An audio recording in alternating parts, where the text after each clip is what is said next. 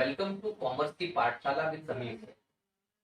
आज हम अकाउंटिंग की एक नई सीरीज चालू कर रहे हैं जिसमें मैं अकाउंटिंग के छोटे छोटे वीडियोस कवर करूंगा अकाउंटिंग कंसेप्ट्स के, जिससे आपको अकाउंटिंग बेहतर तरीके से समझ में आएगी। बिकॉज अगर आपको अकाउंटिंग जाननी है तो आपको अकाउंटिंग कंसेप्ट जानने पड़ते हैं, तभी आपको एक्चुअली समझ में आएगा कि अकाउंटिंग में स्टोरीज क्या चल रही है, इसका मतलब क्या होता है। तो इसीलिए मैं अकाउंटिंग कंसेप्ट की एक सीरीज चालू कर रहा हूँ। आज सबसे पहला जो कंसेप्ट स्टार्ट करूंगा वो है liability. What is mean by liability? अगर मैं डेली लैंग्वेज में नॉर्मल सी बात कहूँ, जैसे लायबिलिटी हम वर्ड यूज करते हैं डेली लैंग्वेज में, तो मैं कहूंगा कि मुझे किसी को ऐसा बताना है कि इट इज योर रिस्पॉन्सिबिलिटी, तो मैं कहूंगा कि it is your liability. It mean ये आपकी जवाबदारी है। बट अगर यही वर्ड को मैं फाइनेंशियल एंगल, तो मैं कहूंगा कि आपने जो लोन लिया है आपको पे करना पड़ेगा ना, तो वो आपकी लायबिलिटी है। आपने जो क्रेडिट पे परचेज किया है आपको पे करना पड़ेगा ना इन फ्यूचर, तो वो आपकी लायबिलिटी है। आपका लाइट बिल आ चुका है, आपको 10 दिन के बाद पेमेंट करना है, वो आपकी लायबिलिटी है। आपका गैस बिल आ चुका है, वो आपको पे करना है, वो आपकी लायबिलिटी है। इट मीन्स सिंपल लैंग्वेज में लायबिलिटी मीन्स जो पे करना है। अब हम लोग लायबिलिटी बिजनेस के एंगल से देखेंगे और अकाउंटिंग के एंगल से देखेंगे कि एग्जैक्टली लायबिलिटी क्या होती है। वो थोड़ा सा टेक्निकल है बट बड़ा सिंपल चीजें हैं, आपको जल्दी समझ में आ जाएगी। अब जरा सोचिए कि एक बिजनेस है, तो बिजनेस को तो पैसे की जरूरत पड़ती है, तो वो बिजनेस पैसे कहां से लाएगा बाबा? या तो अपने ऑनर से या तो आउटसाइडर से। तो जो अपने ऑनर से पैसे लिया, जो आउटसाइडर से पैसे लिया, वो दोनों बिजनेस के लिए लायबिलिटी ही है। हाँ, दोनों में पे करने में टाइम ड्यूरेशन अलग अलग है बट दोनों भी लायबिलिटीज है। तो आइए हम समझते हैं पहले तो लायबिलिटी थियोरेटिकली। लोन और debt which is taken by person और अ कंपनी फ्रॉम समवन। अगर किसी तरह का लोन या डेट आपने लिया है जिसको आपको पे करना है फ्यूचर में, या तो हमने लिया या तो किसी कंपनी ने लिया, उसको क्या कहेंगे? लायबिलिटी।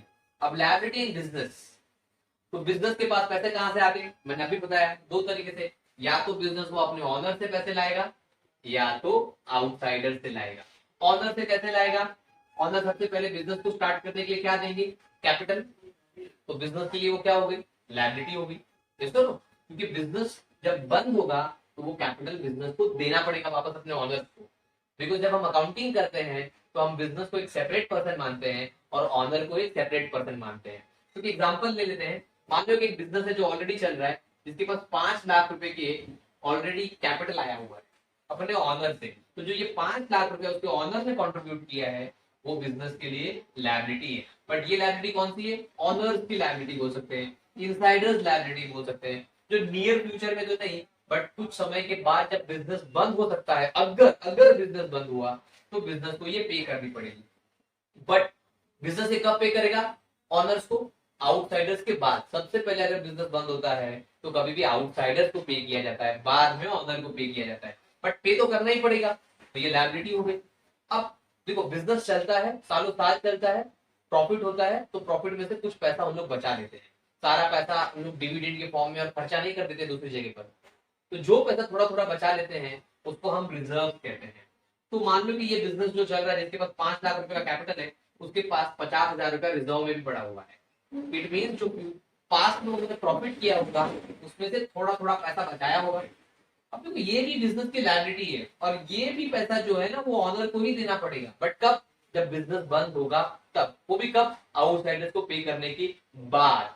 क्योंकि सबसे पहले लायबिलिटी आपको आउटसाइडर्स की पे करनी पड़ती है और बाद में ऑनर की लायबिलिटी।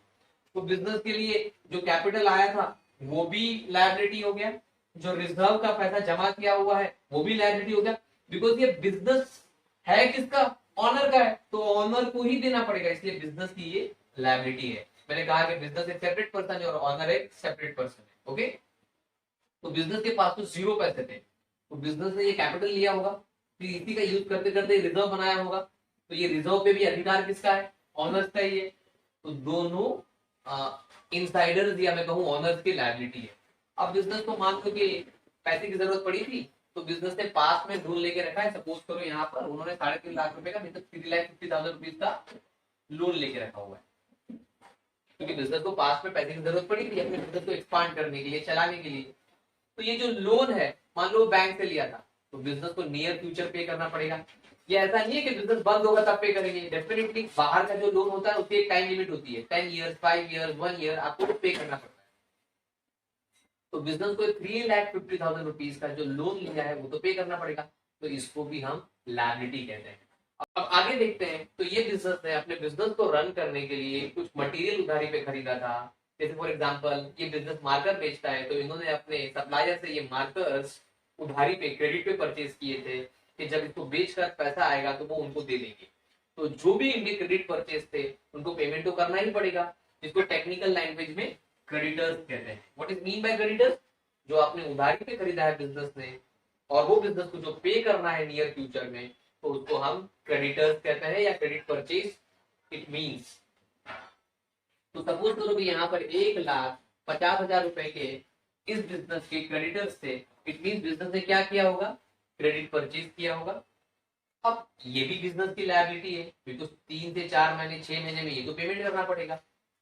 अब और भी बिजनेस को, जैसे फॉर एग्जांपल इलेक्ट्रिसिटी बिल आ चुका है बट पे नहीं किया, वर्कर ने काम कर लिया है बट सैलरी पे नहीं की, तो ये सब भी लायबिलिटी, और इस लायबिलिटी को हम आउटस्टैंडिंग एक्सपेंस कहते हैं।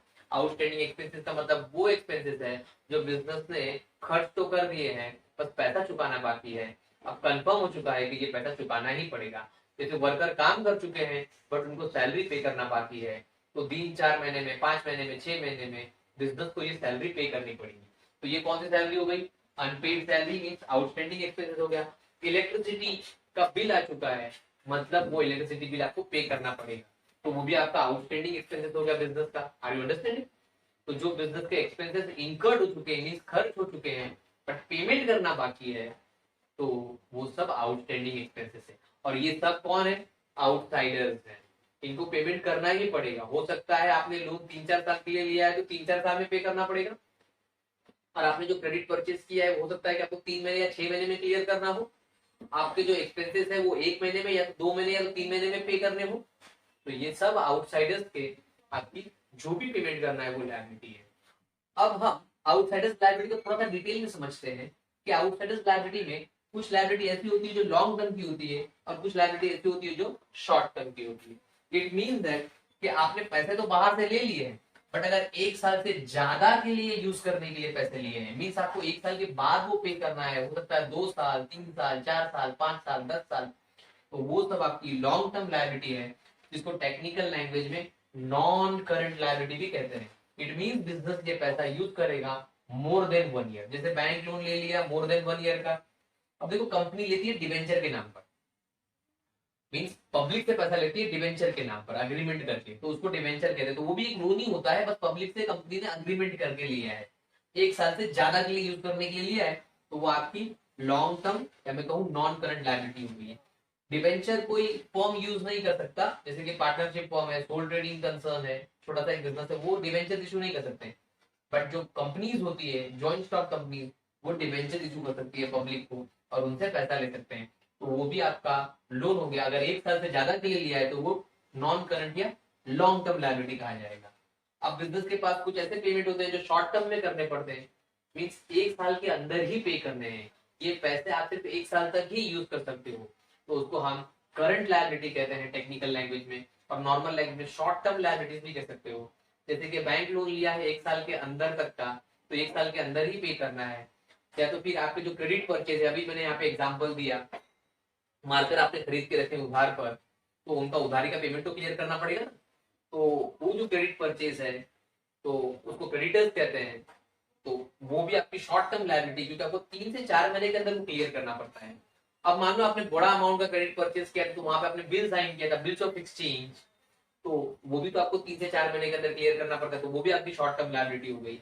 जैसे कि आपको आउटस्टैंडिंग एक्सपेंसेस था, अभी मैंने बताया कि आपका सैलरी पे करना बाकी है, इलेक्ट्रिसिटी बिल पे करना बाकी है, तो ये आपको 3 से 4 महीने या 6 महीने में क्लियर करना है, तो वो भी आपका शॉर्ट टर्म लायबिलिटी हो गया। इन शॉर्ट अगर मैं कहूँ तो लायबिलिटी मीन्स पे करना है। और अगर मैं बिजनेस के पॉइंट ऑफ व्यू से कहूँ तो बिजनेस के पास 2 तरह की लायबिलिटी होती है, इनसाइडर्स और आउटसाइडर्स की।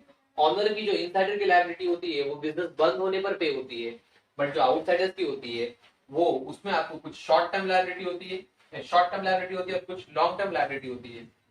जो लॉन्ग टर्म लायबिलिटी है वो आपको 1 साल से ज्यादा तक का पैसा यूज कर सकते हो, उसके बाद आपको पे करनी है, बट जो शॉर्ट टर्म लायबिलिटी है वो 1 ईयर तक पे करनी है। आई होप आपको समझ में आया हो। Thank you so much.